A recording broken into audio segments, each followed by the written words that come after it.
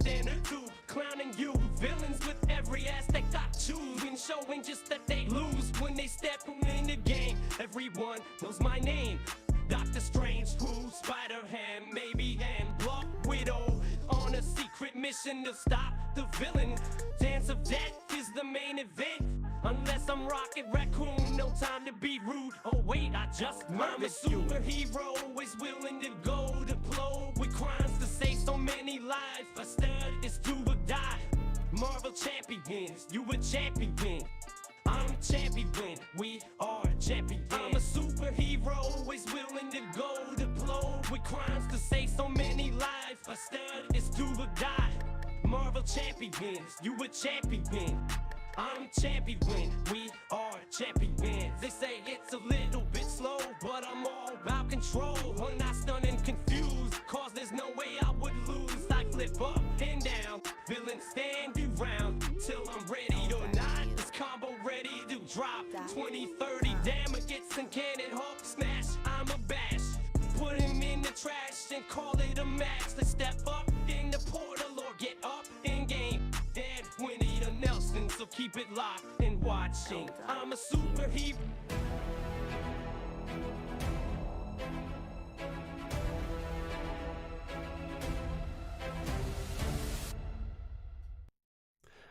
Welcome. How's everybody doing? This is Discard Gaming. I'm bringing you a response video. Now, some of my members do like these, so I haven't kind of done one in a while. I did do sort of a team up response video with Web Warrior, targeting D20.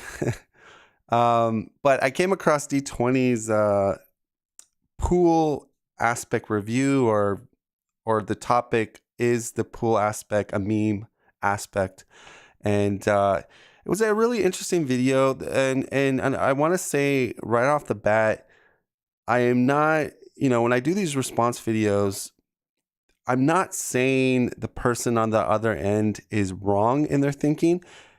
The factual information is these are both opinion-based responses, whether it's from the person I'm responding to, it's their opinion, and how they interpret the game and how they feel about the game.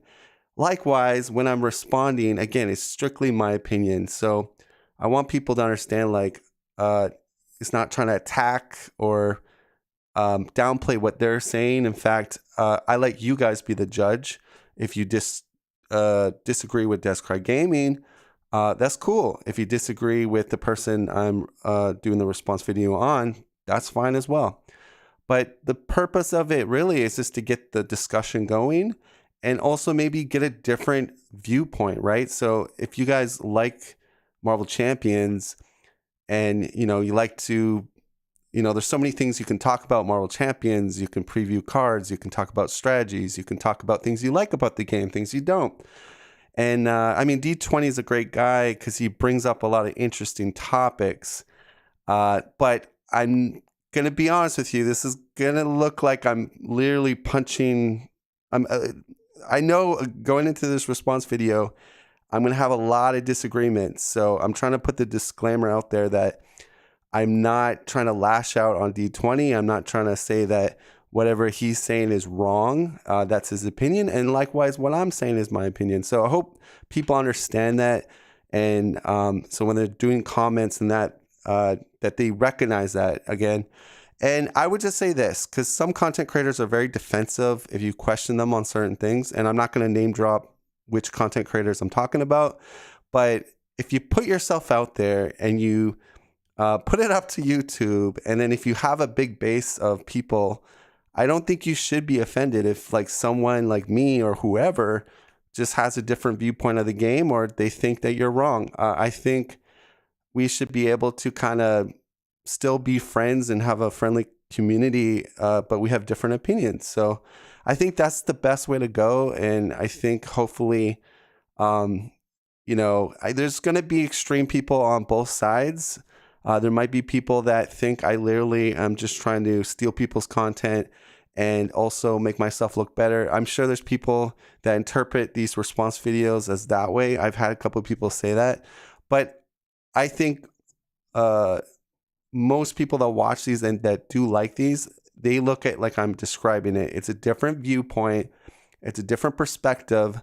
You know, we all play the game differently. Some people like true solo. Some people like multiplayer. Some people think this hero is better than this hero. That's fine. So I think I just want to like set the record straight, because this one's going to be an ugly one. I can tell, because I did at work. I was like kind of watching his video, and I was like, oh, this would be a good response video. And yeah, there's a lot of things I am going to kind of put him to the fire, so to speak. But again, it's all in good, friendly, competitive, let the discussion go. So again, I'm not ever going to be like, call people names and stuff. That's, you know, it's more of let's talk about the game, let's discuss, and I'll try to give you my perspective, and then you as the viewer can decide, like, okay, is what Descry's saying, does that make sense?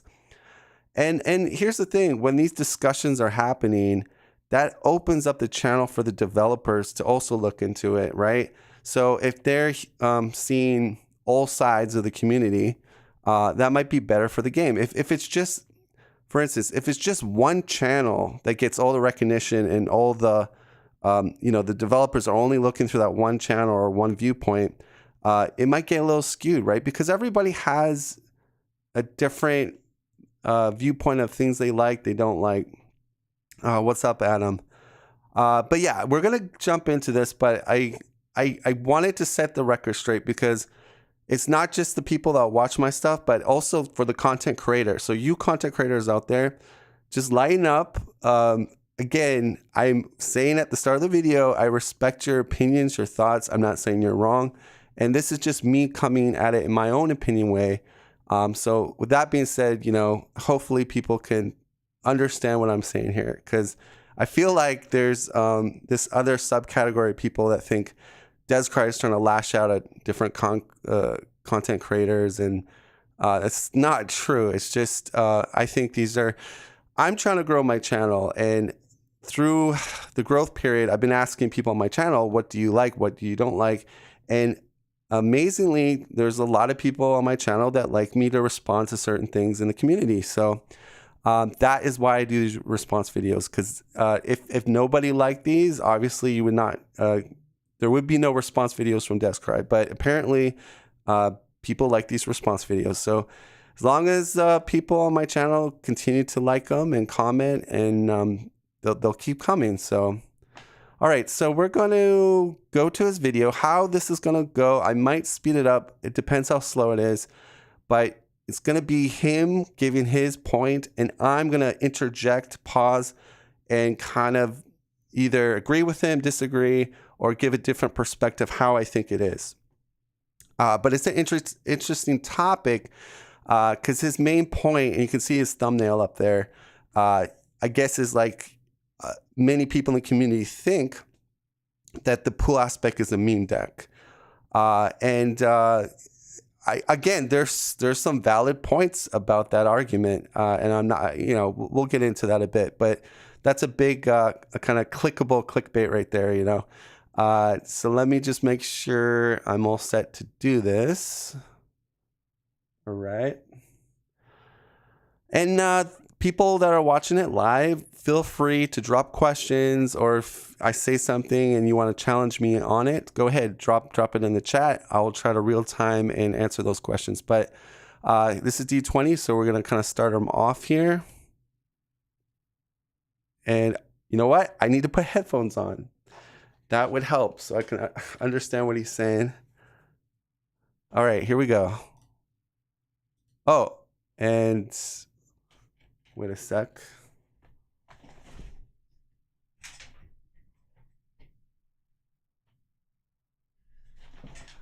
And David, my son, turned off my computer, which also turned off my headphones. Okay, don't worry, little technical mishap here. I think we're good to go. I think I got them turned on now.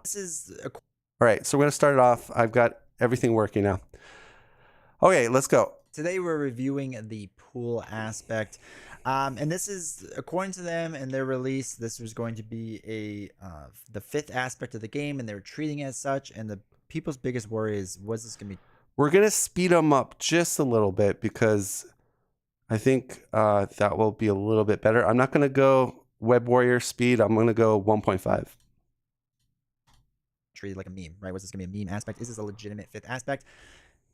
I don't think it's legitimate. I'm going to be honest. I think it's mostly a meme at this point. Okay, so right off the bat, he's going to basically all his chips are in. He's saying it's a meme aspect.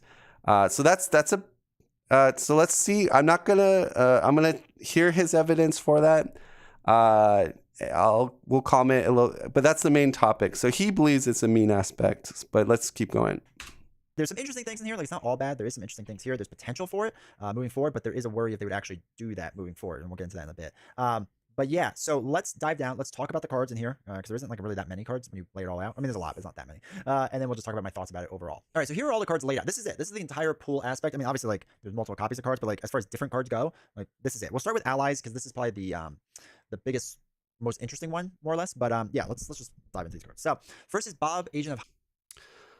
Yeah, so I think it's as far as how many cards were given for this aspect, for it being just a brand new aspect, I think it's fine. Obviously, I agree with him. It would be nice if we had a little bit more cards, but again, I believe Fantasy Flight wants to see how well this goes down with the community, and whether they continue to support it or not.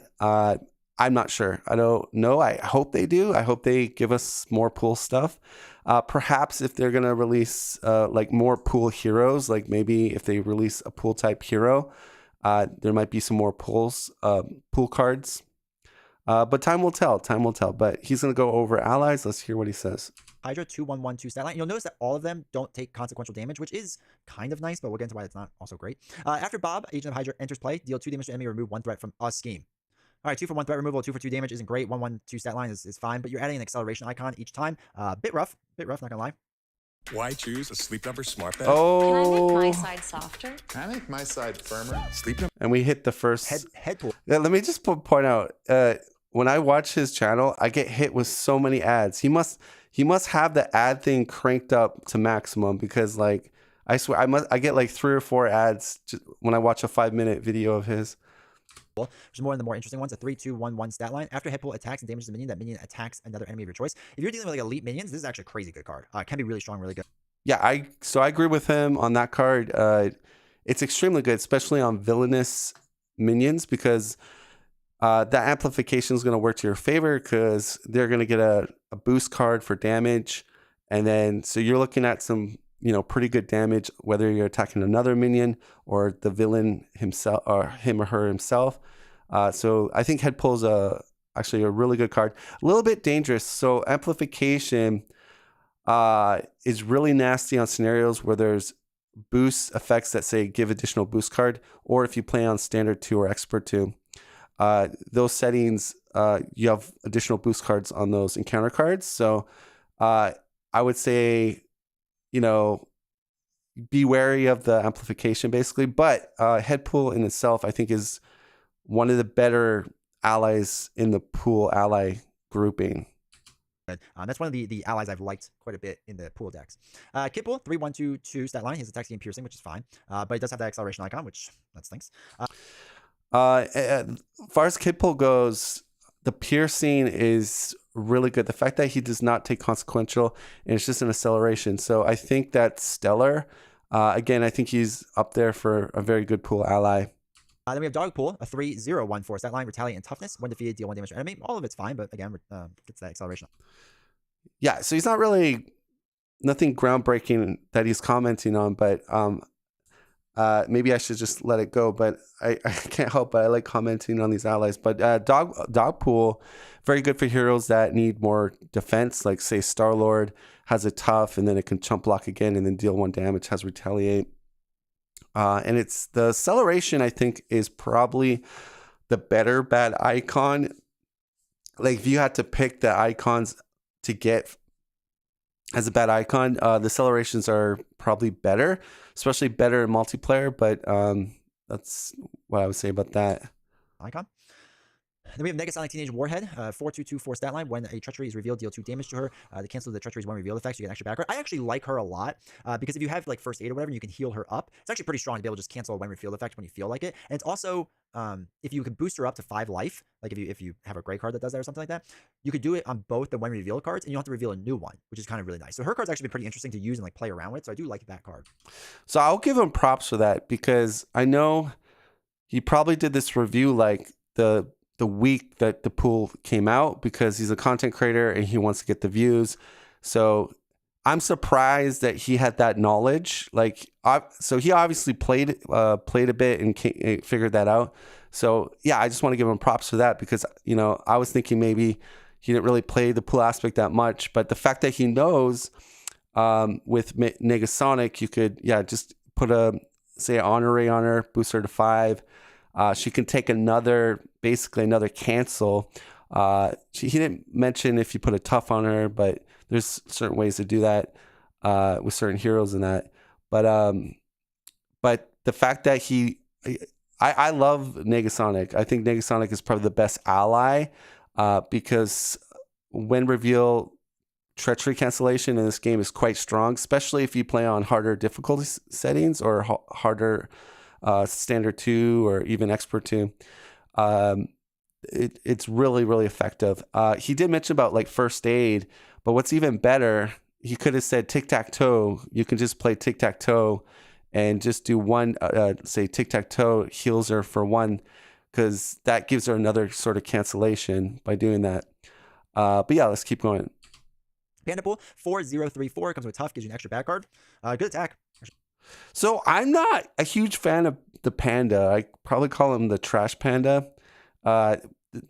So unlike Negasonic, you have cancels for that extra encounter card.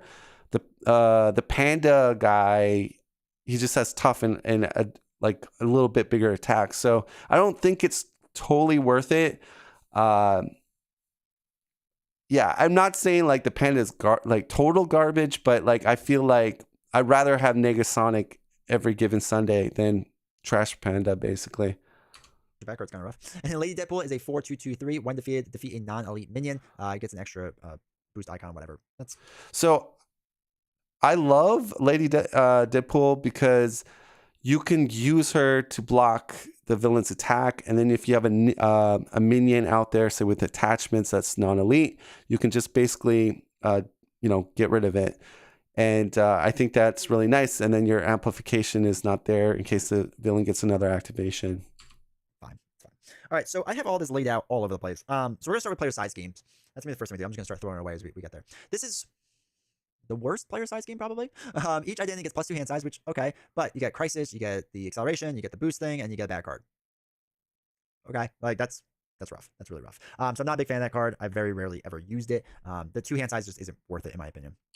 All right, so this is the first blood. Like, I'm going to go hard on him on this because I think if you watch my other guide, my pool guide that's on my main video feed, I stressed about how I believe you really want to embrace the chaos, embrace the bad icons to get the most out of playing the pool aspect. I think you can leverage the bad icons to your benefit. Whether it be laser swords or doing pool inspection or a big bomb. Now, the bomb is better on heroes that could put a tough on them or heroes that can just take a whole lot of damage. Because as far as the scaling goes, you can scale that baby extremely high. Like, I've done a bomb hit for 18 damage, 20 damage. So it's like 10 on the villain and then 8 or 10 more on everything plus the villain. So there's no card in the game that can amplify that type of damage like that to that degree. So, but he basically, to me, did a sin basically. As far as like if you believe in my way to play the pool, he basically said like he doesn't get the player size scheme for pool. It just looks bad to him, and it's not worth the 2 extra cards. The thing that I think he's really missing the boat on is the bad icons are almost, to some degree, buffing your other cards or your abilities. So you're kind of playing a mini game with the bad icons to get the most out of your pool aspect. Now here's another thing: if you play in a player counted group, it's like Maria Hill on steroids. Like, you're talking everybody on the table gets 2, 2, and 2, 2. If you're able to stun or confuse the villain, those are 2 activations where your living dangerously isn't really doing nothing for the villain. If you have chump blockers, if you have tough. So, there's ways to kind of minimize what the villain's gaining out of it. Now, of course, there's going to be some risky, dangerous things going on with that out, but that's where you need to strategize and come together as a team and try to minimize what the villain can do. And then that gives the players a big advantage with the card draw. And if you're doing a mulligan strategy, that's even better because you have more options to spend more with that out and then mulligan up for a huge hand size. And what was I going to say? Yeah, so your pool inspection, the bomb, those are all going to do super mega damage once you have that out. And there's ways you can kind of trick it out or trick it in. So like if you're at the player size scheme limit, you could just play another player size scheme and you can discard it. And so you don't even have to waste your precious like threading if you don't want to. So I think he missed the boat on this. I 100% disagree with him. I think it's extremely powerful player size scheme, but you have to understand how to use it. It's not, it doesn't come with an instruction manual. It's kind of those things where, like I'll give you an example, like in, you see a lot of times with fighting games, right? There'll be someone in the community that figures out you can do some type of cancel dash maneuver with a garbage fighter in a fighting game, and all of a sudden everyone's figuring that out. Oh, you can now do this combo with this person because they're able to do this special cancel or whatever, and then so everybody's like that. What they thought was a trash hero or trash move because when you looked at it at a glance, it just looked terrible. But somebody kind of did more testing or looked at something and figured out, oh, you could do this. So I think this is that kind of case. I think maybe if he played a bit more with the pool aspect, got more games underneath, experimented a bit, he might have came with a different conclusion. But his conclusion is that he just doesn't understand the living dangerously, and he probably thinks it's like a very meme card. And we're going to get into the meme part of this discussion, but I'm just trying to make my point is that I think it's an extremely valuable kind of really good tool in a pool aspect.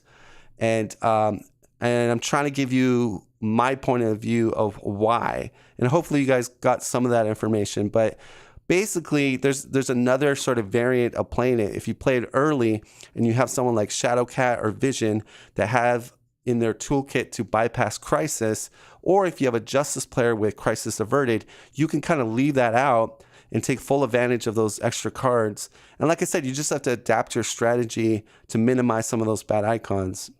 We got some chat message here. So Mono says, hi, Deadpool is a hero I skipped because I want to expand my pool of playable cards. New aspect, which most likely will never be supported again. Yeah, so there's a camp that believes that this was a one-time kind of a one-time dump of a kind of a new aspect. Some people think that they didn't even test this aspect. Who knows? I mean, guys, I don't think we'll never.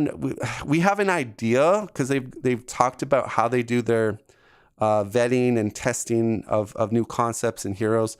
We know that they do have teams, and they, based on hearing some of Boggs' interviews and stuff like that, we know that there is a process and there is someone at the ship basically that has the final say.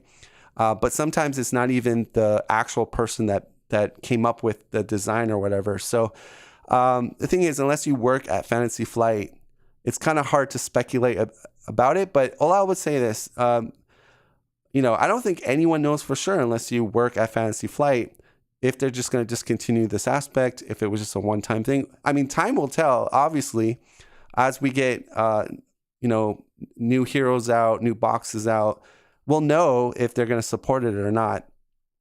I think it's kind of sad, though, that some of the community has just labeled it as a meme kind of deck and to ignore it. And they haven't really given it the time and day. And I think that's sad because I think it's a very fun aspect. You got to understand, guys, it's an aspect that you're doing something like totally different in Marvel Champions. We're taught to fear the bad icons.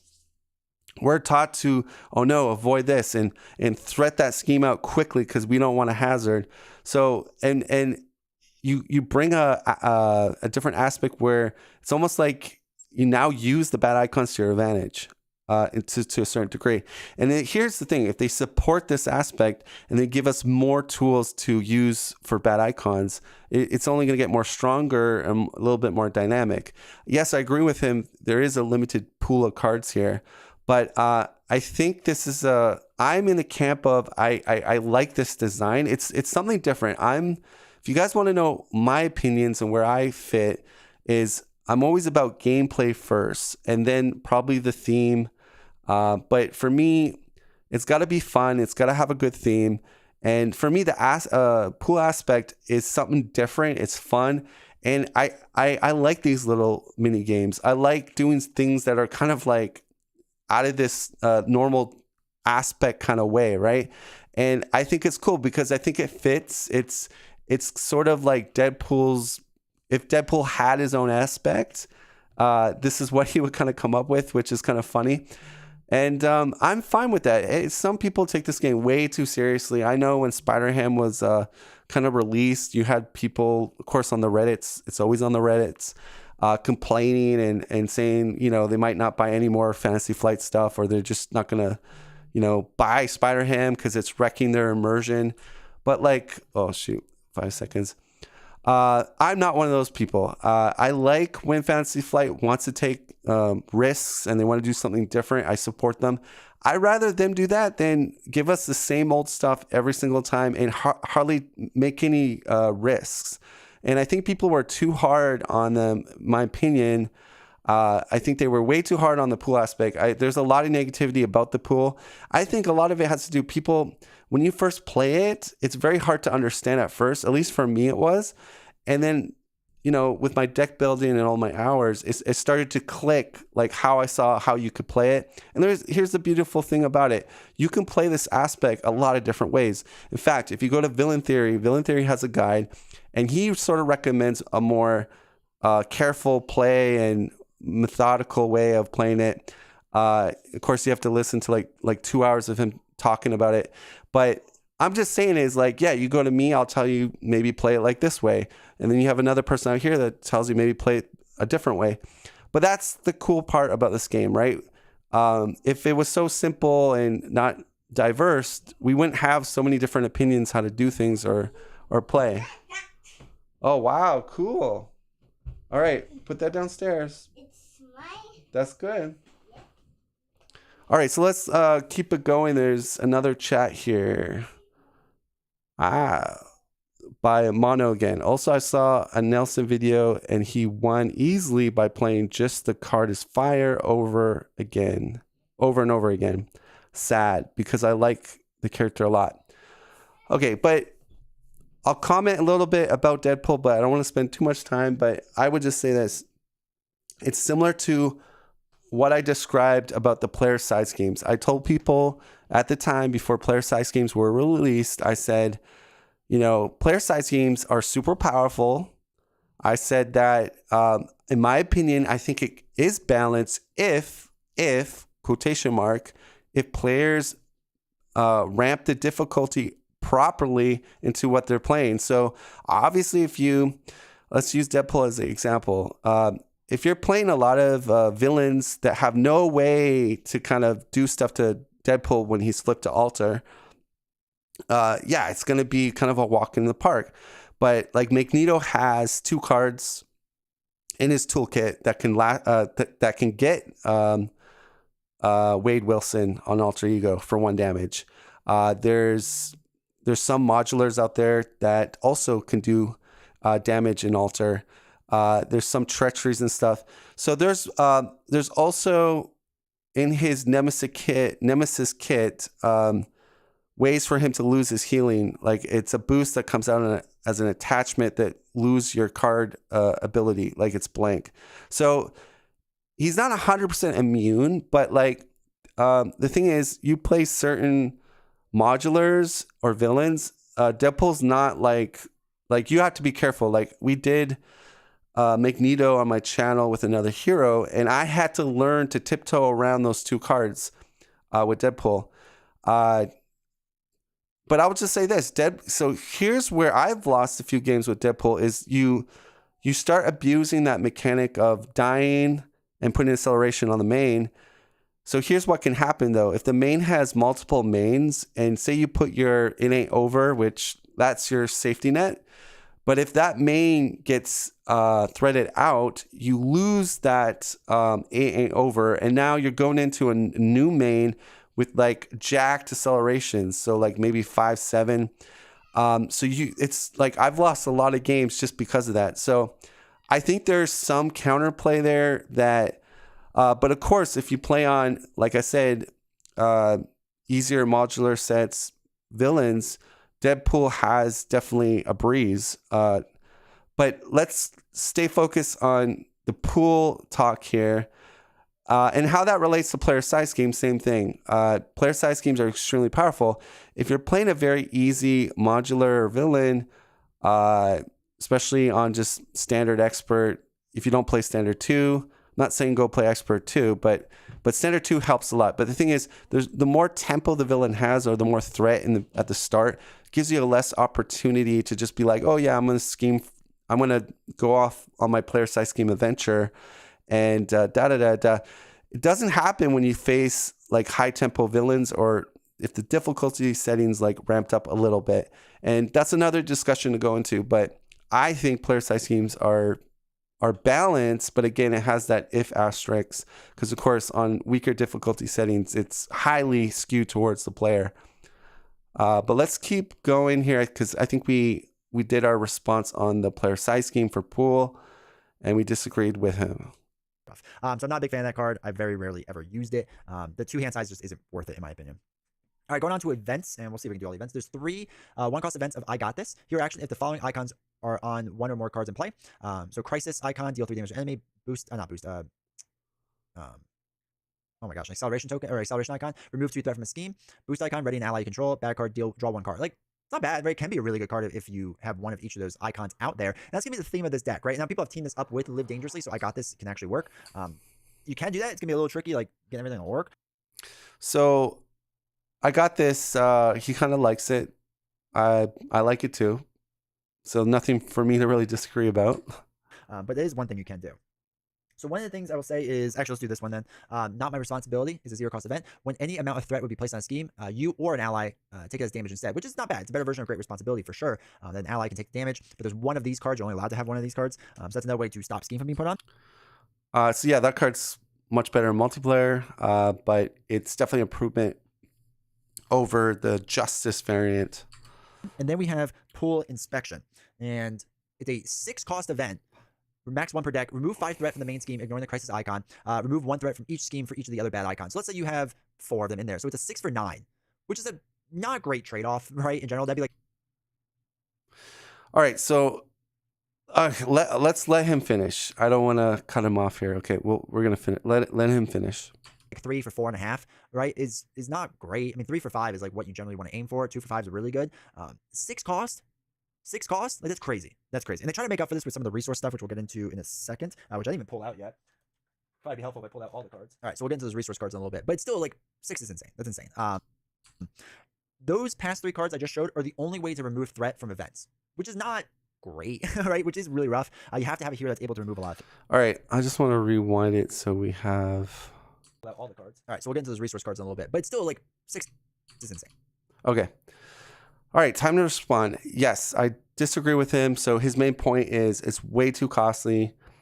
He doesn't even think it's doing a whole lot, which I don't understand how he has that thinking, because you could have a lot of scheme out there. So you could have multiple size schemes out there, even a player size scheme out there. And then this, if you're doing that, embracing the bad icon strategy, you're going to be doing an AoE kind of removal of threat. Now, here's another kicker, and I've done this. Actually, it's on a short video. If you go to my shorts on my channel, there's a short video of pool inspection. We were teamed up with a Justice player. We had a Overwatch on the main. We used pool inspection. So we targeted the main scheme with pool inspection. And so we had a bunch of bad icons out there. Long story short, because we were bouncing that total on that first, the main part with the added bad icons, how much were we removing? Like 10? We're bouncing like a whole lot. But ultimately, with all the threat removed, we removed a total of 35 threat. So 35 threat, think about it. 35 threat for a 6 cost, yes, with a Overwatch assisted. But that is like extremely powerful. Now here's the other point he made. It's way too expensive. Well, it's expensive because it's a very highly scalable card. You can scale this thing as high as you like. It's to the bad icon. So if you want to jack up and get as many bad icons out there, do one way or another to get more bad icons out there, draw cards. You just pool inspection everything, knock off everything. You can do that in the pool aspect. So I think though where the disconnect comes with people is they don't go the bad icon route, and they're like, well, this is a dumb card to play. I'm only doing 5 and maybe 6, 7, 8 more. That's just terrible scaling. Yeah, that is terrible scaling if that's the way you're playing it. But I think if, like I said in my other guide, if you embrace the bad icons and try to use it to your advantage, it becomes an amazing card. Now, obviously, this is overkill in solo, but again, why are you playing solo? Because we all know that the player counted games are better balanced. It's more dynamic. It's better. No, I'm not trying to knock you solo players. But no, it's not going to be as good in a solo atmosphere, but it's awesome in multiplayer. Kind of like problem solvers. We have the same thing. Like, do you play problem solvers in solo? The answer would be no, because again, it's more of a multiplayer type card, and it's amazing in multiplayer. If people have ever played multiplayer and they've been able to tap into problem solvers, which is a Justice Sword event, which is Alliance, it's amazing card. There's no other card in the game like problem solvers that can do so much clearing and just clear everything.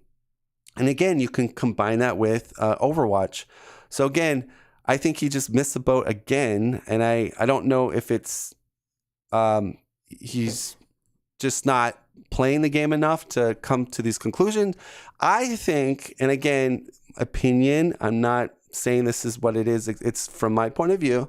I think he's a content creator. He wants to rush out his review, and and that's fine. I think how many times did he play the pool aspect? Maybe he could tell you, but I think that's why he's coming to these kind of rush conclusions. I think, because I'm not saying Jason D20, he's very smart and he's a good Marvel Champions player. I don't watch him all the time, but I just think that's probably why he's not getting a lot of what I'm saying, is because he probably played pool aspect maybe once or twice, and that was enough for him to give this review. And then here's his quick opinions on it. But I think he missed the boat. I think this is, again, there's no card in the game that can scale this dramatically for threat removal. It's huge. So it's a really good card in my point of view. But basically, he is saying this is just a bad card, too expensive. You have the triples. Now, here's the thing. The other sort of main thing what you're doing in the pool aspect is you want to be close to your cap, your health cap. You want to be ideally at full health to take advantage of those triples. The triples are going to help you pay for something like a pool inspection. So I think that's part of the other game part of the pool is you're trying to juggle and maintain that health pool. No pun intended. But anyways, he just doesn't see what I'm seeing. And, we're totally polar opposites on this. But I think it's a great card. And it's sad that he didn't come to that conclusion. But that's insane. Those past 3 cards I just showed are the only way to remove threat from events, which is not great, right? Which is really rough. You have to have a hero that's able to remove a lot of threat. So that's rough. All right, so let's go into some of his other events. We have Get Ragey, which is ready an ally 0-cost event. The ally gets +1 attack until the end of the phase, which is a good card. I wish there was more than one of them. I wish there was allowed more than one of them. Like, Sorry, Sue. I can't Jason. get the Wi-Fi. No one can. We your got rid of commercials cable are killing me. internet. Rising. Please. it's not bad, but it'd be nice if there was more of them. I don't like that there's only one of those cards. It's kind of a pain. Then we have Break Time, which is just a meme card. 3 costs. Okay. And so I would say this is his best argument for that it's a meme deck, because look at, it's literally memeing on you right here. Take a group break, leave the table, read a comic book. It's got the Spider-Ham kind of sense of humor here, where you have to say, I don't think so.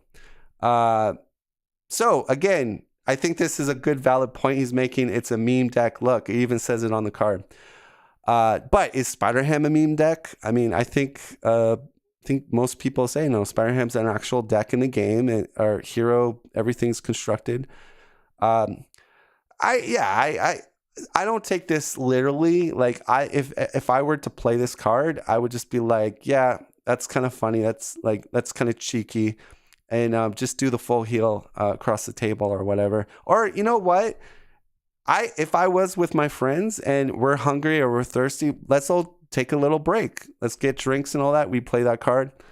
It suits the theme of us even playing the game. So I don't know. I don't take it so literally. Like, I'm not one of those players like okay, I literally have to count the minutes and figure out the calculations. I wouldn't do that. But apparently he doesn't like it. So Per player, break time, alliance card. Take a group break, leave the table, read a comic book. When you get back to the game, heal 1 damage for each identity for every minute you're away from the game. Okay, like I didn't want this aspect to be completely memed, but cards like that kind of.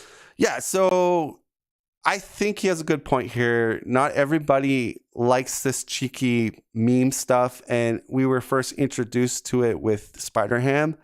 And I think the funny part is there was a big, not a huge, but there was a significant portion of the community that it didn't sit well with them. How like kind of it was kind of too memey with the way Spider-Ham kind of when you read the cards and stuff. But some people liked it, or some people didn't mind. So I guess I don't know. That's another discussion. But again, I would say in comments, how do you guys feel about that? Do you mind when they get kind of cheeky or memey on the cards that they introduce? I think it fit the theme for Spider-Ham. He's coming from like the universe of sort of the comic book type universe. So I didn't mind it, and I didn't take it like so seriously. Like I have to literally make the sound effects and do the Spider-Ham voice, but. Make it seem like it. Then we have, we'll do that one in a second. Let's do Barely a Scratch, because I think that's actually a really good card, or can be a really good card. 0-cost event. When you would take any amount of damage from an attack, prevent 1 for each of the bad icons in play. Could be a cool idea, right? It's a decent defense idea card. Yeah, I'm not in love with that card because the problem is amplification nullifies it, right? So that's the only, and I tend to read head pool, lady pool. So, but I guess if you did a variant where you're not really tapping into amplification, I could see it being okay. But I don't know. I love head pool. I like lady pool, so it's kind of like counterintuitive to what I want to do with it. So it's not terrible. Again, as long as you have those bad icons in play. Which is why a lot of people will put Live Dangerously in play to do that stuff, but your board state gets out of control pretty fast. Let's do then Get in Front of Me, 1-cost event. When a treachery card is revealed from the encounter deck, cancel its 1 revealed effects. The villain attacks you instead. If an ally or another hero defends this attack, draw 1 card. It's actually a pretty good card, right? This is pretty good. It's a nice way to get around another treachery card. Yeah, I always will say this. Being able to cancel when revealed treacheries could be game saver. There's a lot of key treacheries in a game that could really put a snag in your strategy or slow you down. And like I said, that's why heroes to meet Doctor Strange, Wanda, Spider-Ham, a lot of heroes, Black Widow, that can kind of put a stop to a treachery, I think are very highly valued in a game. So, which is strong, is good. Then we have Da Bomb, which is a 6-cost event. Deal 10 damage to the villain, which 6 for 10 is a terrible trade-off. I mean, awful trade-off. That's like a 3 for 5 attack card. Okay, so I just gotta stop here because it's not 6 for 10. If you continue to read, yes, you do 10 damage to the villain, period. Deal 1 damage to each enemy and hero for each bad icon. So you're doing that 10 plus the number of bad icons again to the villain and enemies and plus hero. So I think he jumped the gun there. We have another chat message. Mono. The only 3 heroes I don't have are Spider-Ham, Deadpool, and Valkyrie. Maybe there's a pattern here. Heh. I'm telling y'all. No, here's the weird part is, on a real note, he has an inside joke where he likes to brag and say Valkyrie is like the GOAT, really good. But I know he doesn't believe that. I know deep down it's a joke, and it's like a joke with his viewers. Here's the sad part is I actually believe Valkyrie is a good hero, and she's like really good at what she does. It's just the weirdest thing because like he always makes this like she's the GOAT, and his viewers always like to chime in, and it's like this kind of funny thing that they got going. Dead Scrot Gaming, the other side that plays on the harder difficulties, is basically saying, no, she's really good, and I think very highly of her. Like the best, probably I would say one of the best, if not the best, minion control slayers in the game, up there with Rocket, neck and neck. So S tier for that. So she beats out every other hero in the game. So it's a weird paradox we live in because like he's got this kind of inside meme with his viewers, and in my perspective, I'm like, it's a weird thing because his meme does not, it's like someone telling a joke where you're like, but that's not true. You're like, but then everyone thinks it's funny. He thinks it's funny. His viewers thinks it's funny. I don't know. It's weird. I'm like, but I wanted to put that out there because it's like, yeah, if you watch D20 a lot, this joke comes up like every stream about Valkyrie. But in another dimension, I'm like, no, she's good. And it's not even funny, the joke. And then deal 1 damage to each enemy and hero for each of those bad icons. So even if you did 1 of each of those icons and you're up to 14, that's like a 3 for 7 card that's also dealing 4 damage to you. But that's not a good trade-off. That's not... Okay, so here's the thing. You can get tough. So Ironheart can give herself tough. There's a basic event. If you really want to go into the bomb on any hero in the game, you really want to do it. You want to use the huge the bomb turn. You could run, I think it's called invulnerability in basic. If you have a death focus, you can reduce it by 1. It's expensive. Yes, it's not the best. I agree. It's an expensive event just to get tough, but it is a way to put tough on yourself. And if you have plot convenience out, you can kind of slide it underneath there to when you want to go tough. I don't know. Doctor Strange could put tough on himself. If you're running with another hero that's running protection, they can put tough on you. There's a couple ways. There's Polaris can do it if you're an X-Men. There's Avenger traded event card that can throw toughs on multiple people. There's a lot, but what I'm trying to say is that is one way. The other way is if you have just mad health, like if you're Hulk or if you're Thor, or if you're some hero that just is jacked with, or you have a symbiote suit out, you can take a ridiculous amount of damage. Or if you're Deadpool, of course, he doesn't mind taking damage. So yes, I agree. At the surface, it looks kind of bad, very high, but the scalability, the fact that you AoE everything plus do more damage to the villain, I think it can't be overlooked. And I just feel that why I'm coming hard on him, I want people to understand, and please look at the start of this video because I explain I'm not trying to attack D20. This is not an attack piece on him, but at the same regard, he has a very broad, big audience that watches his stuff for Marvel Champions, and I feel kind of sad in a way that most his audience probably thinks he's right on this, or or at least doesn't have another opinion about it. And that's the sad part, is like he's kind of poo-pooing this card. And I love this card. I think it's so fun, and it's like it's very it's interesting to try to get those bad icons out there to do these mega bomb turns. And it's actually kind of funny, like, oh, telling your players at the table, like, oh, go to altar because I'm about to blow this, off. And then they're like, okay, don't do it. Let me flip to altar. I don't want to get killed by your bomb. So it's, it's got that theme, and it's kind of crazy, but I like this card. I think it's very powerful. But again, you have to be smart how you play it. You need to either put a tough on your hero or be able to take that sort of abuse from the deal 1 damage to how many bad icons you have. But this thing can clear, if you had like 15 minions out on the board, this thing clears all of it. It doesn't matter if you're stunned. It goes it bypasses guard. So I think, again, every card in the game, I think, yes, you could say bad things about any card. Oh, it costs too much, or I can't do this, or I can't do. But I think there's slivers of like brilliance, I think, that you can do in certain cards. Like even the card we were just mentioning in basic, which is the one that gives you tough, which I admit costs 3, which is pretty bad. But I'm just saying, at least you have an option if you ever wanted to get tough on a hero. There is still an option. You could run Invulnerability in basic. Not my favorite card, but I'm just saying there's purposes for when you're a deck builder, how you play the game. You'll always find certain cards that you might have thought, oh, this was useless, but in a certain situation you can use it for, right? But anyways, he doesn't like the card. Let's just keep going. It's not great. Now, okay, 6 for 14 damage can be really nice as long as you don't, I guess, kill yourself. Again, it feels like a not serious card. I don't know. Those 6 cost cards I just do not enjoy. And they don't feel worth it. And then here's the thing. Let me piggyback on what he just said. What if this is the last round, you're going balls to the wall, your team, the people you're playing with at the table, let's go kill the villain, let's just bring all the damage we have. And what if, like, oh, fine, it's going to kill your hero, but that's your last action, and that was the last bit of damage you could do.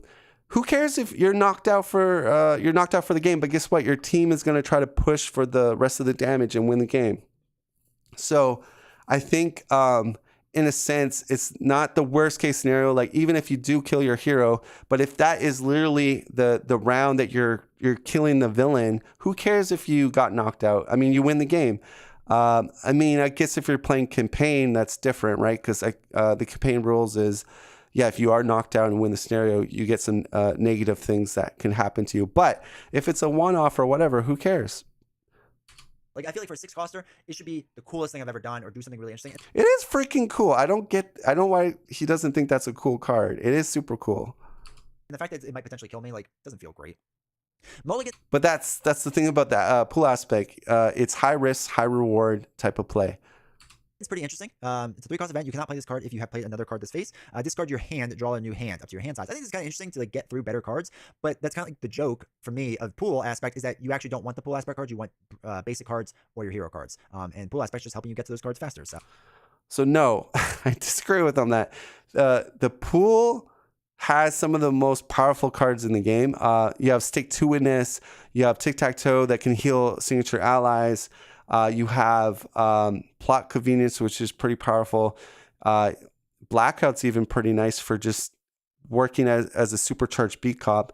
But the mulligan brings all those things together nicely because you can play action or exhaust or pay the cost and still be able to play mulligan. So, and mulligan, and as much as people think I don't like Villain Theory, I'm going to give him a shout out here. Is I think he was one of the first major content creators or people, the voices out there that actually said, I think mulligan's going to be a pretty good card. I'm interested to see what we could do for deck building and playing this card because it looks really interesting. So he was right, 100%. I think it's one of the best shenanigan cards in the pool aspect or in the whole game. Like, you're able to do crazy amount of shenanigans with it, such as pay off the villain's attachment and then still drop to a full hand size. You're able to sneak things in or pay for certain things and then get a full hand size. So I think mulligan is a a really fun card, and it's like it really messes with the villain in certain ways. And you can combine that with your Live Dangerously, which gives you a +2 hand size for better effect. And I love it. And I'm just gonna say it's sad that he didn't see he also didn't see the potential mulligan. He basically written it off here. Basically doesn't get it. He basically said like, oh, he doesn't even want the pool cards. He wants basic cards, which I don't get that logic. But I guess because he doesn't like the pool cards, basically. Oh, that's something. Cut Upper is probably the best card for events. 3 costs, deal 5 damage, stun that enemy is monstrously huge. I've been putting this in all my Gamora decks, and I love it. It's really, really strong, really good. So big fan of that. Here's one thing you need to do before you Oh buy gosh, anything D20. online. Please Don't stop spend it with another your dime on commercials. Like, how many guys? We should have a counter for how many commercials we get watching D20 stuff. It'd be like 5-6 counters already. D20 plays mostly solo. Me too. So I get why he doesn't see the value in super expensive cards. Yeah. So but here's the thing though, is that I think you can't just, because here's the other problem people have is you have these true solo elite Marvel champions is not being played right if you're not playing true solo, or, player counted games aren't, really a thing. The fact of the matter is that, and this is a different video, but if you look at the game design and you look at how things scale, everything is pointed to player counted game. It's not pointed to solo. Now, am I saying you can't have fun and enjoy solo? All I'm saying is that the game is calibrated more balance and more dynamically for a player counted game. Now, you can take those words how you want to take them, but that is just literally the facts. That's the facts. That's not even my subjective opinion. That's literally objective. Like, just look at how things interact, how Rogue interacts with her touch ability. You don't need to get a whole bunch of opinions of that. It literally tells you on the card. But that being said, I do play solo, but I enjoy the player counted games because of a lot of the reasons. But let's keep going. I don't want to bunny trail out of here. I totally understand that D20 loves playing solo, and he almost 99% plays solo. And maybe that's why he doesn't understand the value of a lot of cards. But I think that's his weakness. If I were to say like his negative point of he doesn't have a good understanding of maybe player counted games, maybe, or at least when he did this review, specify right at the start that this is for a solo perspective only, and therefore I might have some very harsh viewpoints on the pool aspect. That would have made a lot more clearer, and obviously I wouldn't have maybe disagreed with so many things he's saying. But I'm looking at this as a more of a just how you look at the game itself, like far as scalability, balance wise, the game's for player counted. And again, when I look at heroes, I don't like, unless I specify at the start that I'm looking at such and such hero as in solo only, and these are the lenses I'm looking at this, then that makes sense. But this is not the case. We're talking about the pool aspect, and I would say, yeah, you can take it if you want to take it as a solo, but I think that's wrong thinking. I think the way the game is, it's obviously more catered to a player counted game. But yeah, that's a whole bunny trail, but let's keep going. Let's do supports because there's only 2 of them, and then we'll get into the upgrades because there's a lot of upgrades in this. So plot convenience, 2-cost support, exhaust this card to choose to either attach 1 aspect card from your hand face down here, or add 1 card attached face down here to your hand. Any player may trigger this ability. This isn't terrible. This is a pretty decent card for switching around cards in your hand to try to line up to get something good. And right, and I could tell right there that's a solo perspective there, because plot convenience, one of the amazing thing about that card is that your team of other players playing with you can all utilize that action. And that's what makes it super strong, and it's more easy to proc in a player counted game. But yeah, the way he commented about that does sound like someone that just plays solo. I like that. All right, the other one is Deadpool Core Ship. Exhaust Deadpool Core Ship. Deal yourself 1 face down counter card to put a pool ally into your play from your hand. Okay, that's not the worst thing in the world. If it's See, I'm surprised he liked that card, because I know a lot of people don't like that card. I like that card actually. So me and him agree on that card. So awesome. I agree with D20. Really strong ally. It's not terrible. It's not one I've used a ton, but it's definitely not bad. Now, one of the things I want to point out is these were our supports, right? We went through all of our events, which is 1, 2, 3, 4, 5, 6, 7, 8, 9, 10, 11, 12, 13, 14, 15, 16 event cards. We went through our allies, which is 1, 2, 3, 4, 5, 6, 7 of them. And all of this left is upgrades. And this feels like a lot of upgrades. And a lot of the upgrades are like basically you're playing a mini game of something else. So in upgrades, there's 3, 4, 5, 6, 7, 8, 9, 10, 11, 12, 13, 14, 15, 16, 17, 18. There's more upgrades than any other card in this deck, which just feels kind of weird. I don't love it, but let's go through it. So we have our 3-cost event Laser Swords, which the artwork's really cool. I like it. 3-cost upgrade counts as 2 restricted cards, maximum per deck. Your hero gets +1 attack for each of these bad icons in play, up to a maximum of 4. Okay, like it's fine. It's not great that it costs 2, but it's fine. Bazooka is a restricted max. Wait, so he doesn't like the cost of Laser Swords. So Laser Swords is probably the best attack upgrade in the whole game. Better than any of the signature upgrades also that boost your attack or whatever in the game. Well, I guess you could make a point. She-Hulk has her superhuman strength that with the new rules, she can kind of keep it if something does not get a stun on it. So that could potentially boost her to +4. So, I mean, I guess She-Hulk could be, but then that's like 2 and 2, I think. So that's 4. So Laser Swords is still kind of cheaper. But anyways, we're getting a little bit too much into it. But no, I think Laser Swords is amazing. It's very, very good on ready heroes. And it's one of the highest scaling upgrade attack cards in the game for its cost ratio. 2 per deck, 2-cost upgrade, discard Bazooka, deal 1 damage to an enemy for each of those bad cards implied, attacking his range. The fact that you have to discard it, I feel like makes this a lot weaker than it should be. Like, well, here's the thing. If you're tapping into that bad icon strategy, that would be kind of game breaking, because like if you go balls to the wall with bad icons, you could easily get to like 9, 10 bad icons. So if that thing didn't discard, you're doing 10 damage for 2 with range. That's like a Hulk smash for 2, and you have 2 of them. But again, you have to tap into the bad icon strategy, which means you really have to go into the bad icon route. But outside that, if you don't go that, then it's a garbage card. I 100% agree. But I think in certain scenarios, especially with a lot of retaliation or heroes that could interact with weapons in a special way, I think it could be good. But again, you guys obviously you have it's like what you give into is what you get, right? So if you only half go into this, it's going to be pretty bad. But I don't know. Pay for 2 and then discard his card to do like maybe 4 or maybe 5 damage. Like, okay, it's 2 for 5. It's not great. The range part's not terrible. Get good, which I still think is them memeing on me, but that's fine. 2-cost upgrade, reduce the cost to play Get Good by 2 if you did not win your previous game Marvel Champions. When a player would be defeated, set their hit point dial to 1 and change alter ego form instead. Remove this card from the game. This is actually kind of nice. I don't like to do the remove the 2 cost, but I do like the idea of just like making any of your heroes be able to be like invincible, because there's gonna be a lot of bad things that happen and you need to balance it out. So that's fine. right, so we see the meme thing come up again, which I didn't mind Spider-Ham's memes. I don't mind the pool. Like I said, some people take the game a little too bit serious, like, you know. I think that's a cool card, especially if you're playing with someone that's not as experienced or kind of has a track record of dying a lot in a game. You can kind of have fun conversations with them and be like, yeah, your card cost me 0 because we lost last game.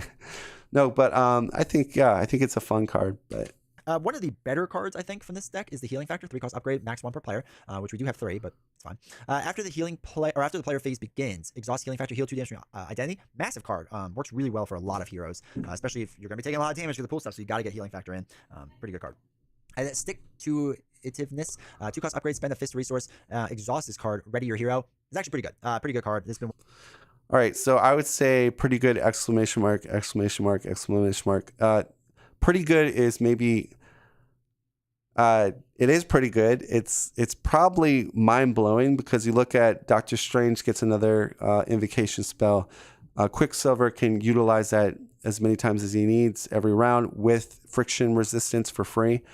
A lot of heroes benefit, like the readying effect is huge. Sometimes you get a nasty attachment that you need to exhaust to get rid of it, or you're buffing your hero's stats a lot. So and the fact that that stays in play and you can utilize it every round, you can conjunction it with Mulligan to save yourself on resources and then get a hand size back up again. So I think it's a stellar card, and it's probably one of the most powerful up there with laser swords. Upgrade. There's a lot of powerful upgrade supports in the pull aspect, but this is definitely one of them that's like S tier. One of the bright spots of the deck, those two cards specifically. The rest of these I'm just kind of whatever about. So Ambush is a 1-cost upgrade attached to a side scheme. When attached side scheme is defeated, discard a non-elite minion and there's a crisis icon. Like, it kind of pigeonholes you into that side scheme, which is fine. It's not great. Personal side scheme is live dangerously, which means you would have to get rid of that, but you were using the icons on that to like do more, so it kind of feels weird. Yeah, so, and this is the trick part of the pull aspect, in my opinion, is that you got to learn the strategy and how you're going to play around these bad icons. So, like I said, if you're doing the crisis spamming, whether it's through distraction or ambush, you probably want to have a justice player with crisis averted to knock down the main threat, or have someone like Shadowcat Vision and other heroes that could maybe bypass crisis, or deal with that side scheme or minion in the next round or two before things get out of control. But my point is, it is more trickier to, you have to put a lot of thought and, what's the word? A lot of thought in what you're doing when you're going, especially the crisis bad icons. And that's probably the harder way to play the pull aspect. So, I mean, when you're just, if you've only played the pull aspect 1 or 2 times, it's going to be hard for you to wrap your mind around the crisis icons because, you know, when you first played Marvel Champions, you learn about the bad icons, you learn what they do, and you're like, oh, these have to be dealt with immediately. So, crisis icons are probably the most serious of I would say crisis and hazard. They're the most obvious problems for the heroes to deal with right away. But there are some tools and gimmicks you can do. But I think he just doesn't like them, or it's not, which is understandable. But let's keep going. Don't love Ambush. Actually, Distraction isn't terrible. 0-cost upgrade attached to a non-elite minion, max 1 per minion attached. And then you might say, well, Discord, what are you getting out of this by putting all these bad crises out? It's tying into your bombs, your pull inspections, your bazookas, even if you go the bazooka route, your laser swords. You know, it's tying into that aspect of the risky aspect play of pull. You can't activate and you get the crisis. This is nice for like a final push. I did use it for that, but again, it like assumes a very specific board state, so it's not like any board state.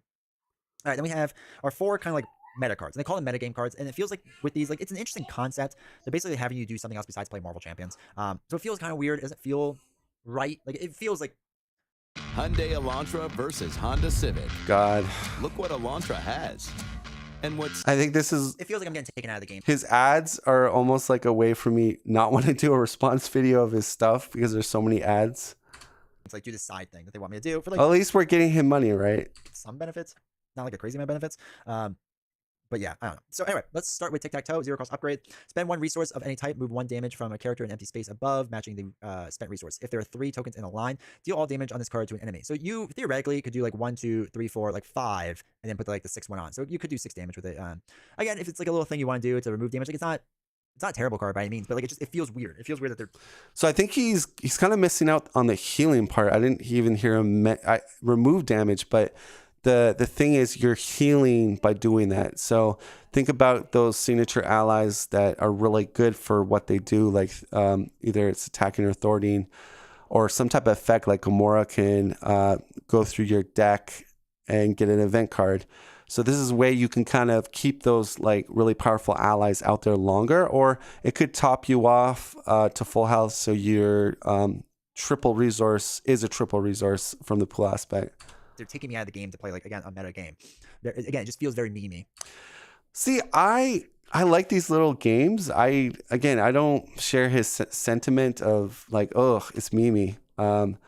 And I don't know if he's one of those people that takes this game more seriously, like with the lore of it. I don't know, but I know there's a huge percentage. I know there's a big group of people that feel his feelings about, the meme part.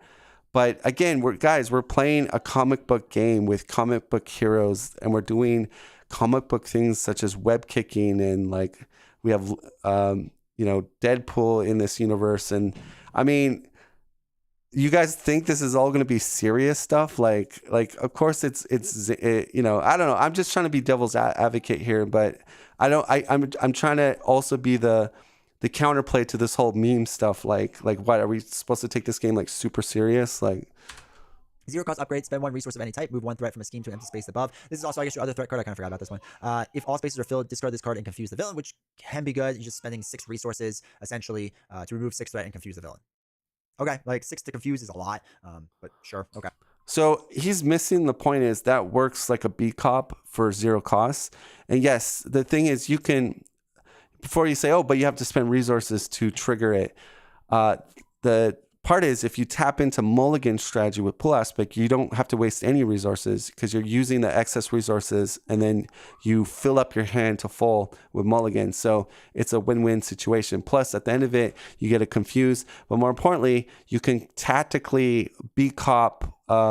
Sometimes you just need 1 more threat instead of wasting an ally that does 2 or 3. Now you can kind of just, ping that side scheme off, and then boom, it's taken care of. So I think Blackout is a stellar card again, even more stronger in the mulligan variant of the pull aspect. Rock, paper, scissors, 1 cost upgrade. Exhaust this card. Choose 1 card from your hand. Discard the top card of your deck. Using the diagram above, if the printed resource on the chosen card beats a printed resource on the discard card, add the discard card to your hand. I never really used this. It wasn't worth it to me. Like it didn't make a ton of sense. To possibly.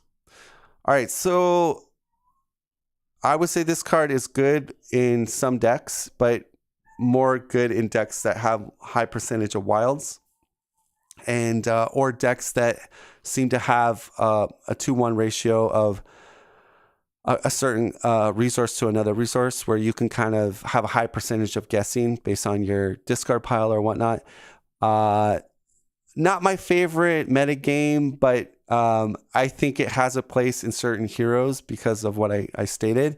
And yeah, I think it's like again, if you play Wasp, so she has a ton of genius. So therefore, if you do have a power in your hand, which maybe from her identity side event, you can call that, and you're probably gonna beat it out because Wasp generally has a ton of genius. But that's example. You get 1 extra card. Like I tried it a few times and it was fine. All right, so War, 1 cost upgrade. Exhaust War, discard the top card of the encounter deck. Take 1 damage for each boost icon in this card. Discard the top card of the deck. Deal damage to the enemy equal to this card's cost. Okay, like again, it's possibly can work out in your favor, possibly not. So that's kind of whatever. Yes, I mean that was just, I don't know. He doesn't really. So here's the thing that people are missing. You're watching D20. You might not even know you could war with Star-Lord. So Star-Lord has a smooth talker ability. You could put a pool 6 cost event on your top of your deck, and then you can then do war and hero and take whatever damage from the counter set, and then you getting a 6 damage on the villain. So for no resource cost, just exhaustion with the card that is in play. So again, if you're watching this review, you're just like, oh yeah, it's a garbage card. Yeah, I don't get it. But again, that's where I think if you're just hearing this for the first time, you'll be like, whoa, wow, that's a cool little combo you can do.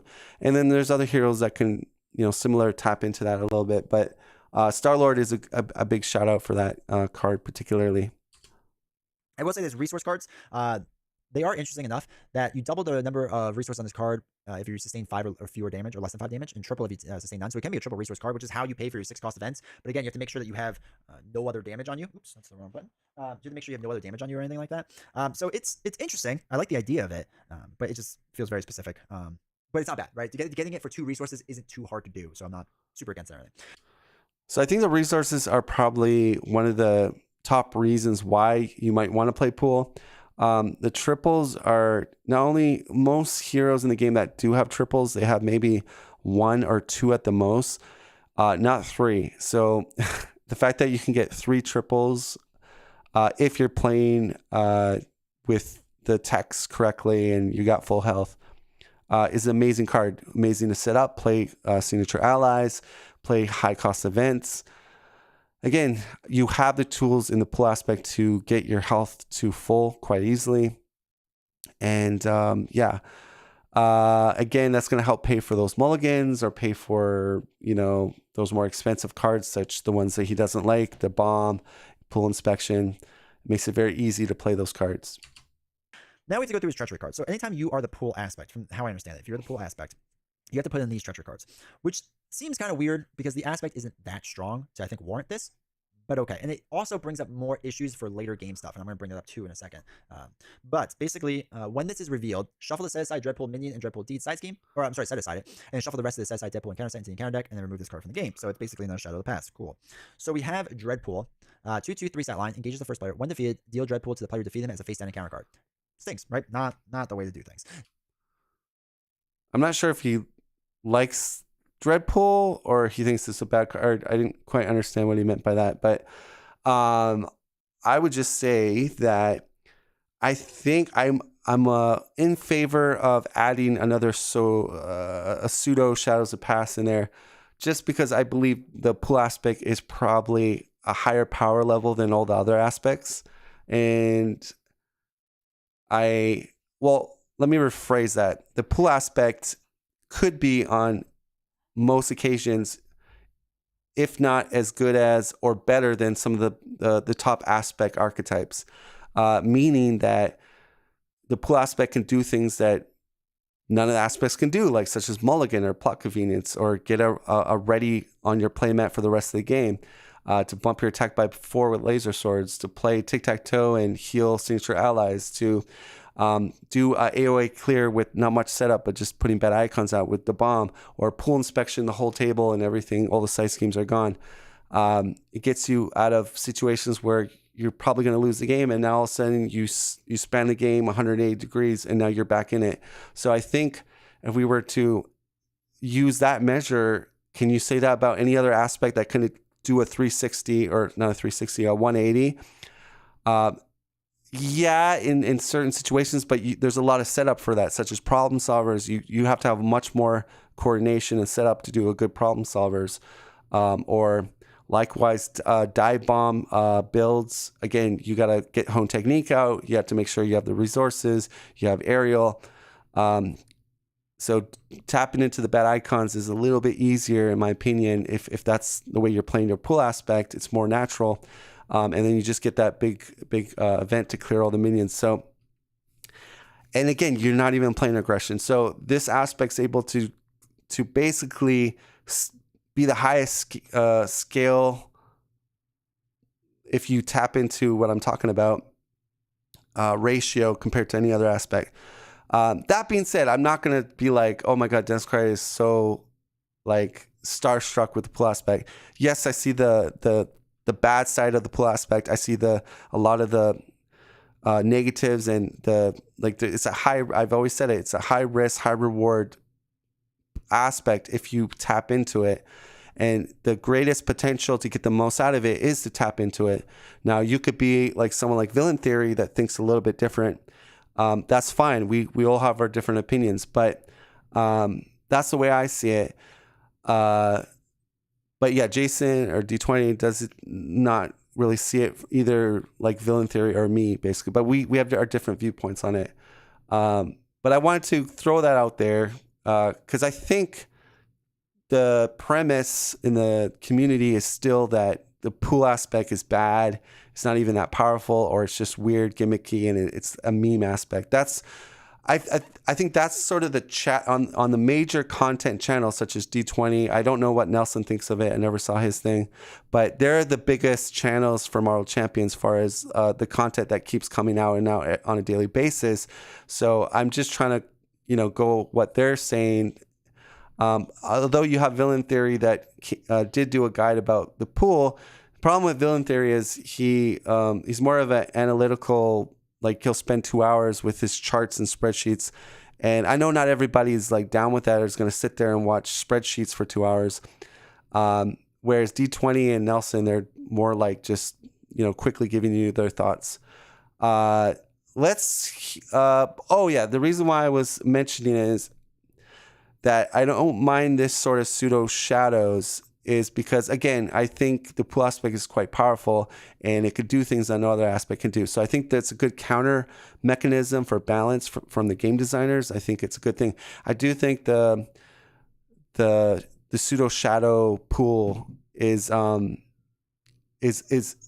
pretty bad. It's yes, you could say like Star-Lord could take advantage of Dreadpool constantly being flipped down as a encounter card, and then you could say Thor and Valkyrie can take advantage of just killing Dreadpool over and over again. But there's things like where it takes your pool ally, or it can do damage, and other kind of shenanigans are kind of a drawback to it. So there's some Mono, you're Mr. Popular in my stream. You're the only one that's sort of chatting out, but let me see if I can answer your question. What I would have loved to see is all the pool cards being part of the 4 main aspects. All FSG should have done is putting pool as a keyword in all those cards. Okay, I think I understand what you're saying. You're saying that it'd be a justice, but pool traded card, and then it would go down the tree of protection, leadership. I don't know, because there's a lot of cards there. Like I think it's fine what they did. I think it would just kind of maybe bloat our other aspects too much. But that's not a bad idea. I like your conversation. I'm not totally disagreeing with you, but I think it might bloat the other aspects too much. Okay, so that was basically your check question. Let's finish this and we'll wrap things up. So then we have Dreadful Deeds. Comes with 2. Place 2 threat in here for each player who controls 1 or more pool pink cards, right? And it gets a boost icon, so possibly 4 in here. That's not terrible. Yeah, amplification though, I will say, because it's funny though, a lot of people, and I think Tony Tales was one of the main call outs with amplifications, because I remember when he made content, and again, he was somebody that I already watched and gravitated to, so that's why I'm using him as an example. But he was one of the voices that was like, oh, amplification is like we like that, and it's very weak.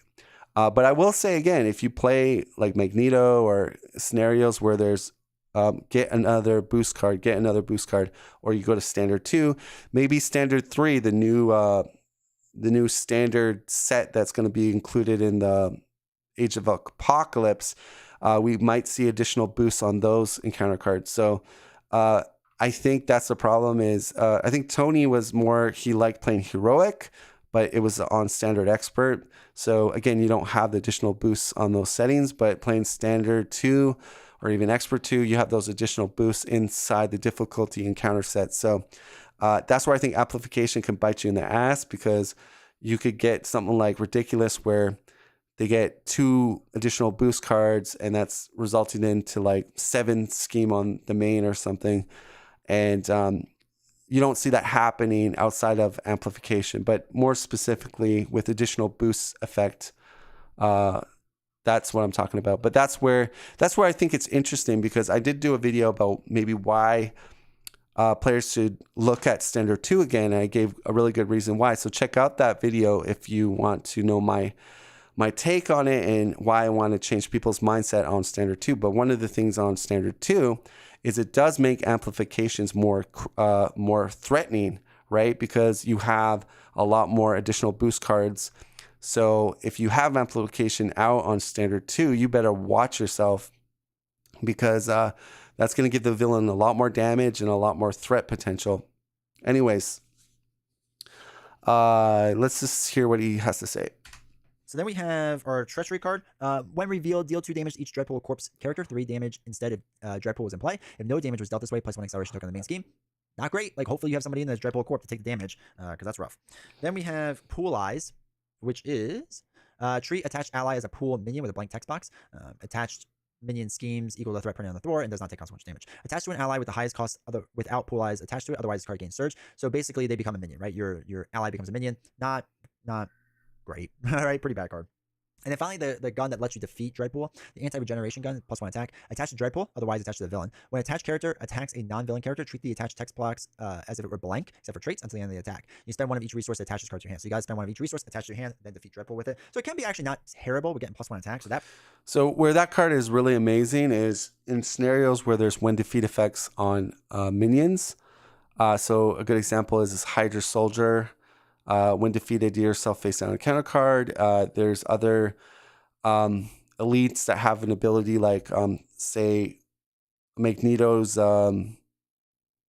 his recommended modular, the Acolytes. The leader has a when defeat ability. You would get another Acolyte out. So you could potentially just, ignore that if you have the ray gun.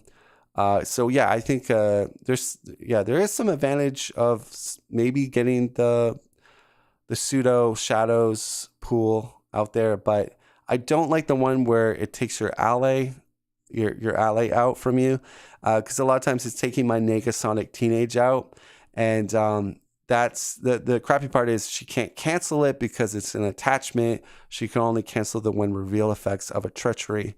So yeah, that's probably my most hated card of the pseudo shadows.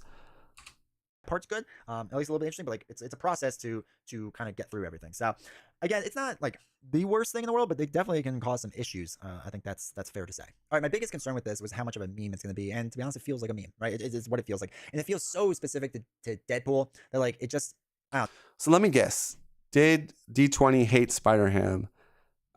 If I'm going by his response on the pool aspect, I probably would say he does not like Spider-Ham either. Which begs me the question is, does he just, which is so weird because he makes a meme of Valkyrie, like he jokes to his viewers about like, oh, Valkyrie's the goated hero. And it's like this long going joke. And so he's memeing on Valkyrie constantly, yet he's upset or he dislikes the pool aspect because it's too memey. So maybe I don't get his sense of humor, but like, I'm trying to understand why he's okay with memeing on Valkyrie, or or I don't know how he feels about Spider-Ham, but I assume he doesn't like it because of this matter. But apparently does not like it because it's too memey. But let's keep going on this. Now, it's weird playing it with other heroes. I mean, you absolutely can, of course. I've done it plenty of times. But because it's so Deadpool focused, that like it just feels slightly off. And the weird thing is like playing pool aspect with Deadpool just doesn't feel good. It doesn't feel right. I don't know how he comes to this conclusion on that. Let me just be quiet and listen. I'm curious. Everything is trying to mess you up, and it's just an absolute mess, and just to me not enjoyable. Some people may like it, but it's not for me. All right, so that was his reason. So I still don't understand. He didn't articulate enough to me what was the exact reason why it didn't work with Deadpool, but all I got was it just didn't work. I couldn't get things working. That's what I got from him. So I don't know. You guys take that how you want to take it. I don't understand quite why it didn't work with Deadpool. Just that it just didn't work based on what he said. Okay, let's keep going. So as far as the pool aspect, there are good parts of it, right? Like I said, Cut Upper is going in every single Gamora deck ever. Spider-Woman, who can kind of dilute the Deadpool deck, the pool deck isn't actually terrible. I assume Adam Warlock would be the same, but I haven't done it yet. Anything to dilute the pool deck is really nice, because I don't want all these cards because it's just so upgrade heavy. It's so just kind of metagamey. That's just like, again, it feels like a meme. It just feels like a meme. And so he's very strong on this. Like, it feels like a meme. I don't like it. It feels like a meme. I guess this might divide a lot of people. I'm sure there's going to be a lot of people 100% on his side of saying, Descry, you just don't get it. And it just breaks his immersion. I guess that's going to be the call out. It breaks his immersion in the comic book fantasy because it's too memey. I'm sure I'm going to get that from his side. But again, I say you guys, like, the company Fantasy Flight, I appreciate them trying to do things outside of the norm. I think that's innovation, and put it this way, if they're afraid to maybe do something out there, we would never get stuff like player size games. We would never get teamwork. If you had someone that was at the top of Fantasy Flight's stamping or approval board, and a moment it was like too different than what the core game is, we would never see those things. So at least in some way, we have someone up above in Fantasy Flight that was like, that's cool. Yeah, that's out there. It's a different sort of way to play Marvel Champions. That's cool. And go ahead, put it in the game. I'd rather have that than not to have, like, because here's the thing. Here's the other extreme. Okay, we have someone at Fantasy Flight's development that says no to the meme stuff, no to anything that's like not kind of set in stone and you know, that's normal in our way we made the game. I highly doubt we would get some of the stuff that we've gotten now. Like, you wouldn't have player size games because player size games was very different. And there was a lot of talk at the time was, is this going to wreck the game? Believe me, go back in time. I think there's a couple round tables on it on Nelson's channel. This was a legit topic that people were worried about player size games. What I'm saying is most of the community loves player size games. They think it's a good innovation to the game. So all I'm trying to say is that I think, yes, you can be critical. You can say you don't like the meme part of what they try to do here, but you got to give them a little, I think, like a little slack because they're trying to come up with something different that's not been done in the game. And it's very hard to do that without trying to do something like to get out of the box, right? Because they have to design something that doesn't feel the same that what we have already. And so I don't know if he sees it that way, but and again, guys, I don't want to make this out like people think I'm literally trying to attack him. I think D20 has amazing content. He's very successful in the Marvel Champion community and with his channel. My whole purpose of response is to give you my perspective.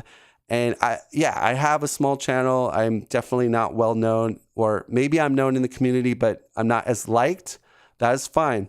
Again, I do this for my passion of making content, and I like discussing about the game. So, and this is something that, again, my channel, the people that watch my stuff and that are subscribed do like me doing. So that is basically where I stand. So, but going further, again, I want to get your thoughts in the comments and opinions. Do you think he came a little too harsh on the design of the pool aspect? I think he has some good, valid points. I'm not denying that. And I think it's maybe the interpretation of how we see the game and how we see the development of this aspect. I like it. I had a blast playing it. I know there's some people out there that do like it as well. I think, though, the percentage is more in his favor. I think more people have sort of written off the pool aspect as they hope they don't see it again and whatever. And I think that's the sad part. And I think a lot of people feel the same way with Standard 2. I think people might have tried that 1 or 2 times and they don't want to play it ever again. And go watch that video if you're wondering about Standard 2. Let's hear his closing thoughts. But yeah, he's basically coming out pretty strong against that he thinks it's a very memey and he doesn't like it. So let's keep hearing. The allies are an interesting concept to get more bad things in there, not take consequential damage, but then you're dealing with these bad things each turn. For multiplayer, it might not be as bad. For solo, it's a bit more punishing. It can be tough. Live Dangerously is just a really rough card for solo, especially. So it's one of those things that I don't want to deal with that card. But it helps so much else of the deck. And that's the thing. The concept of all this is interesting. I like the idea of like, okay, how much punishment are you going to put yourself through to get massive benefits? Now, the problem is I feel like the benefits never outweigh very rarely outweigh the punishment. And I think for multiplayer it'd be a bit different. But for true solo, like getting one of each bad icon like is rough. Like that's all right. So he's in the camp where he's nervous Nancy. He's the bad icons are bad, bro. But I think there's little things you can do in the game state to minimize those bad icons or use them somewhat to your advantage, or get an advantage from like the 2 extra hand size or whatnot. So I don't share his sentiments. But that being said, he did give some positives there though, which I appreciate because it just seemed like he was totally against this aspect, but he did give a few positives saying, I see what the developers were trying to do. And yeah, I can see if you play it like this and that, there's kind of like a mechanism there. So that's good that he mentions that. Let's keep hearing what he has to say. Really rough to deal with. To what? Use bazooka and deal 4 damage? Like 2 for 4 damage? Like, it just, the trade-off doesn't always feel worth it to me. What, to be able to use a giant bomb to deal 4 damage to everyone around the table? Like, Yeah, so I think that's where the disconnect comes in. He hasn't maybe uncovered that you could do way more damage than that, or you could do way more threat with pull inspection or thwart, sorry. So again, he has this mindset, but again, he's a solo player. And I think, yeah, solo is a different beast. And you can say, again, that's a different discussion for a different video. And I probably should do one of those videos, but I'm not gonna dive into that rabbit trail. Let's just keep going because that will sidetrack me if I go into that.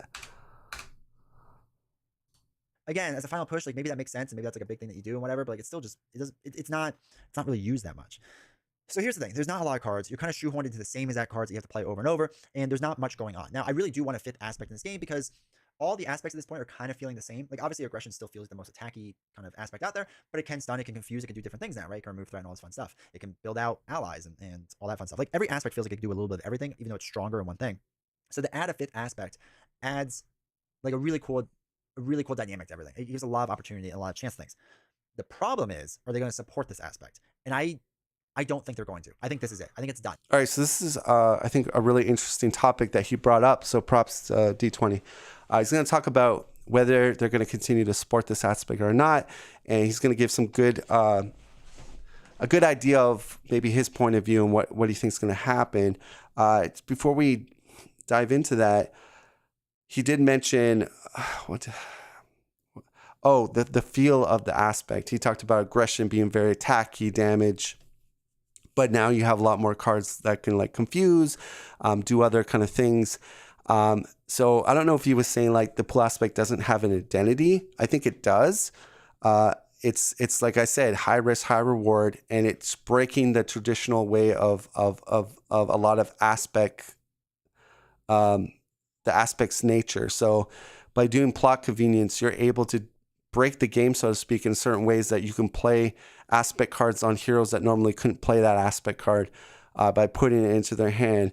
You have stuff like a player size scheme that is putting a bunch of bad icons out there with +2 hand size. So that's something we don't have player size schemes in the game, but the pool aspect that has kind of a negative side, but then a positive. So all the player size schemes in the game currently are kind of like defeat it and you get a positive thing happening.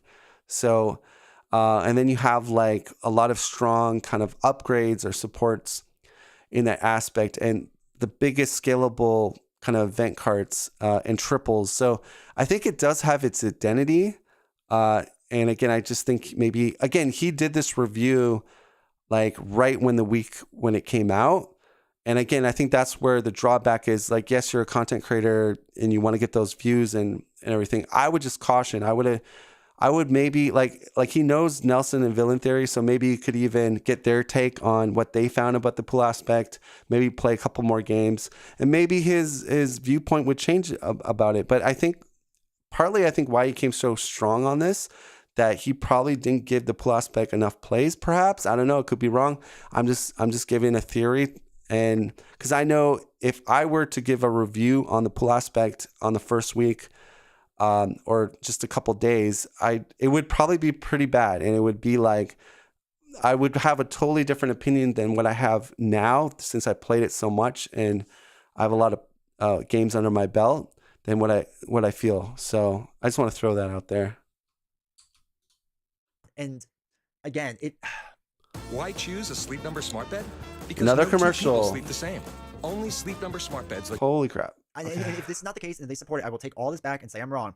The problem is, it feels like you memed me, and it feels like you knew Deadpool was going to be a huge sell, which I think it is. I think it's clear to say that Deadpool was a huge sell. Deadpool was going to sell well. We wanted to add a gimmick to it to make it feel really different and to give people a reason to buy a more expensive pack. Like, friendly reminder, this pack costs more than other hero packs because they were adding. I'm really shocked. Like my mouth dropped when he had this angle at this, which I'm surprised because he's a big content creator. He's like, him and Nelson are sort of the biggest active content creators for the game. And I know Fantasy Flight has sort of buddied up with Nelson.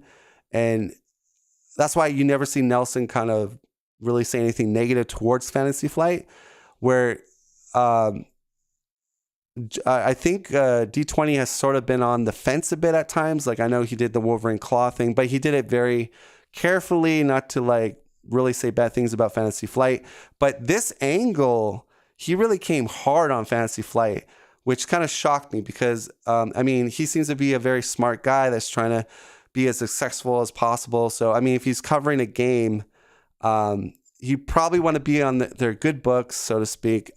So he made a pretty strong accusation, like they're just trying to make money off the community, and they did this, and it's bad. And so I'm kind of shocked that he went that route. But like, I mean, I don't know if he did that intentionally or he wasn't careful enough. But that if Nelson were to say something like this, that would like literally like blow me off my feet, because I know he likes his connections with Fantasy Flight. He gets, you know, the interviews and everything.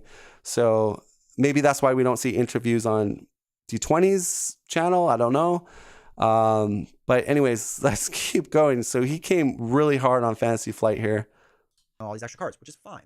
But it feels like then you knew this hero was going to be popular as a way for you to make extra amounts of money and kind of like not have it really affect the rest of the game. Like it feels like, again, you gave me kind of a meme aspect and I had to pay extra for it. Now, if they continue to support this aspect, it's not that big of a deal. It's not terrible.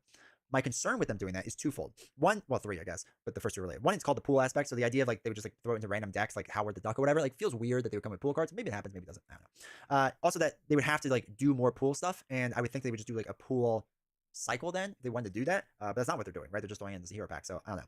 The other issue, the biggest issue, is because of this pool aspect, you have to use these obligation cards, right? The Crisis of Infinite Deadpools, which means if they had another pack where they released a bunch of these cards, they would have to reprint these cards into that pack, because you're not going to just print it without putting these cards. So this is what, 7 cards now that have to be added to every single large pack where they did pool. Now the idea of they do small amounts of it. All right, so that's a very good point that he made, because you think about it, if they're going to add more pool cards to say future boxes or scenario packs, how are they going to do that? Because if someone doesn't have the Deadpool pack, they don't have the obligation or the pseudo shadow pool, because they're supposed to put that in when you play the pool aspect. So what he's trying to say is that, to be fair, they would then have to reprint those cards, which is going to cost the company more money and cost the player more money for those sort of packs, because they have to print and put those cards in. And then it's also doing things that it's giving you more copies, and people generally don't like more copies of more copies. But that would be the more fair way of doing it for people that didn't want to buy the pool thing. Or they could just say, no, you guys still have to buy the pool thing for this to work. But then it's kind of clunky because it's kind of like confusing.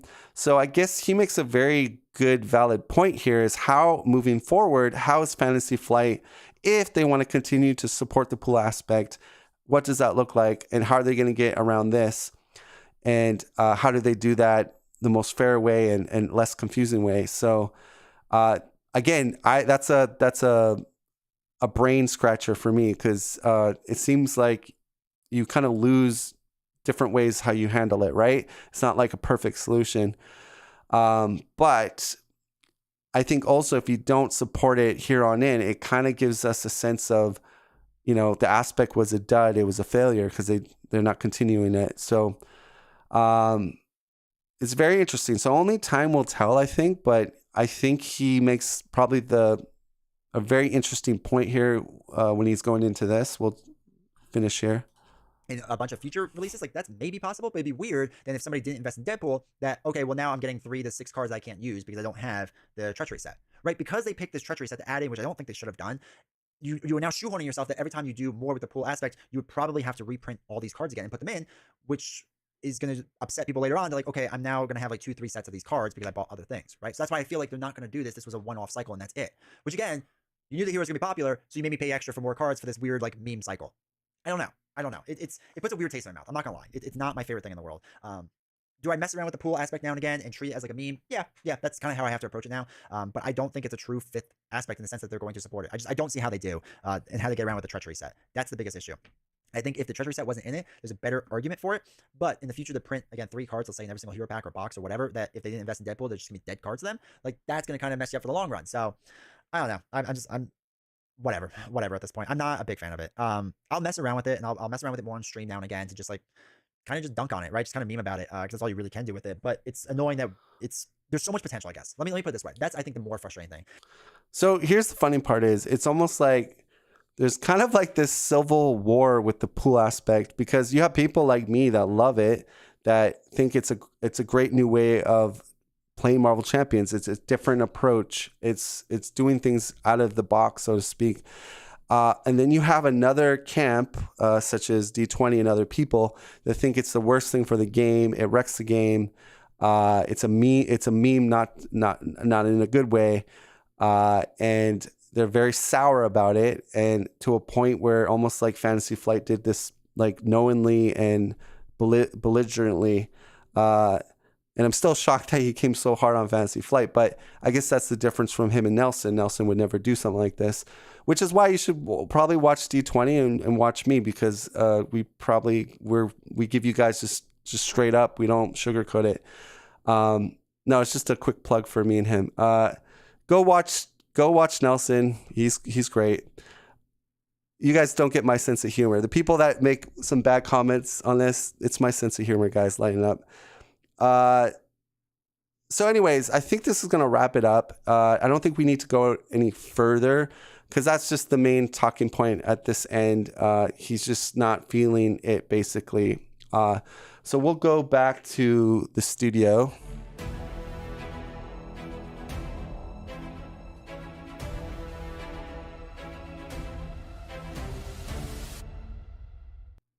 What up, everybody? So again, as we close up here, he had some, I want to say is that even people that side with me on this matter or discussion, I don't want this to turn into like a battle between Descry and D20. This is just a very passionate kind of discussion.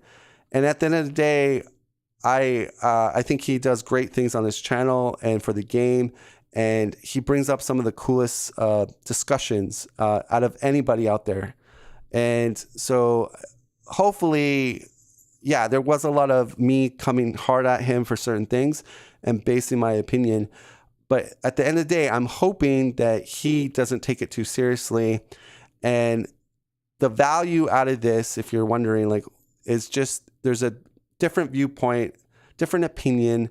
And also for people that might see it my way, now you don't feel like you're alone in the camp. Because I'm sure before I did this video, I'm sure there might have been a couple people out there that did like the pool aspect or did like what they were trying to do.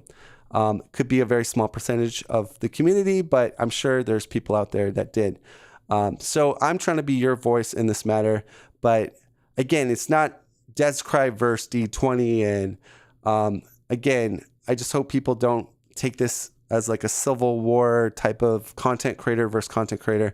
It's literally just a response of something that was put out there by him and my point of view, and to get a discussion going from you guys and how you guys feel. Again, if the response videos aren't very popular on my channel, I will quickly stop doing them. But again, I think people do like different viewpoints of lower channel content creators of the game, because I'm sure we all go to the big the big channels out there, but I myself, I love hearing from the smaller channels.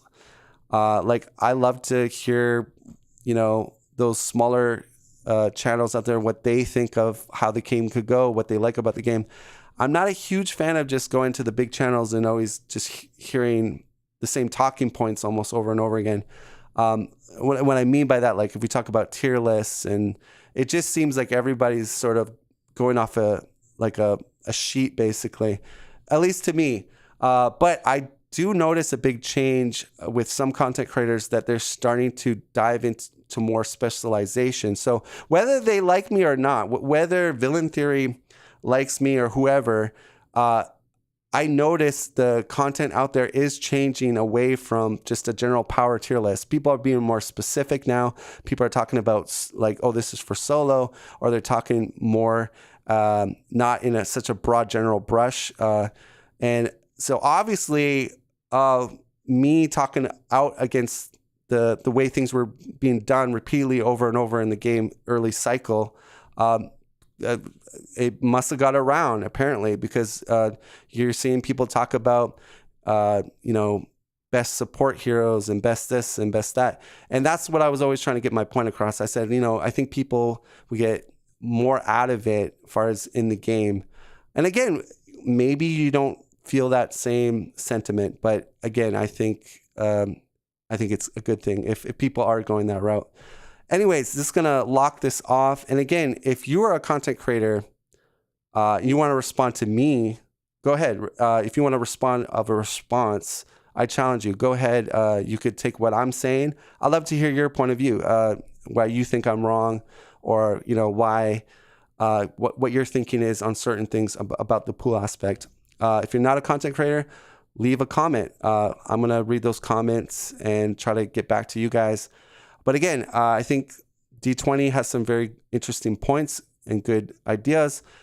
But at the end of the day, this one, I heavily disagreed almost entirely on everything he said. The last bit was really good, though. I think that I couldn't even really give my take because I think his points about whether it's going to be supported or not definitely seems like a challenge going forward. But that's going to wrap it up, guys. So I appreciate you. Please like, subscribe if you did like this video. Again, I'm only going to produce content for things that you guys are responding to. So again, if you don't like this response video, don't watch it, don't like it, don't comment, and probably you won't see a bunch of response videos. But again, if you're at my channel and you're a subscriber, I'm just going with the flow here, what people want. So I know I have some haters there. I've had some people attack me for these response videos and write nasty comments and personal messages to me. But again, I'm not going to stop my content because it's like 1 out of 1,000 or something doesn't like my response video. All right, guys, have a good night. I'll see you on the next one.